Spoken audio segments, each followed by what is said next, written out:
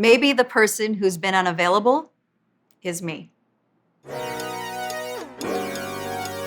Unavailable. During a recent session, my therapist said, "You seem to be making yourself available to men who are unavailable." I felt myself sink into the couch out of embarrassment. I felt ashamed, pissed off, enlightened, and then mad again. Not at her, but at myself. She said to me, "I'd like you to think about the why." She suggested 2 possible scenarios, and it was my responsibility to decipher the why. She said, "Look at the hurt you've experienced over the past 6 years with your father. My dad is a great man who raised me with a lot of love, values, and a strong work ethic. However, he is an old school Latino who doesn't have the emotional tools that I've needed during difficult times. I reserved that role for my mother. I'm not blaming him.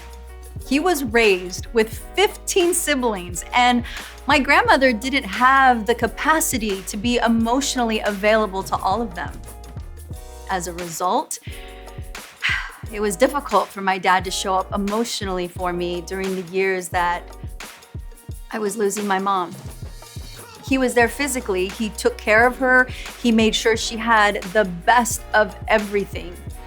It just wasn't in his wheelhouse to know how to comfort me, and he still doesn't. I'm not even sure if he knows how to comfort himself. In my dating life, I've been looking for a good man like my father. But I didn't realize that his unintended painful actions have caused me to unconsciously seek out emotionally unavailable men to help me heal my wound. Yeah. Option 2, my therapist said, maybe you're the emotionally unavailable one. Sometimes it's easier to blame someone else. She was suggesting that I hadn't fully recovered from the heartbreak of my last relationship. I left her office wide awake and wanting to punch the wall. I was mad at myself for not seeing the red flags. Later, once my emotions had settled, I was actually able to process what I'd learned. I was able to find compassion for myself and my dad.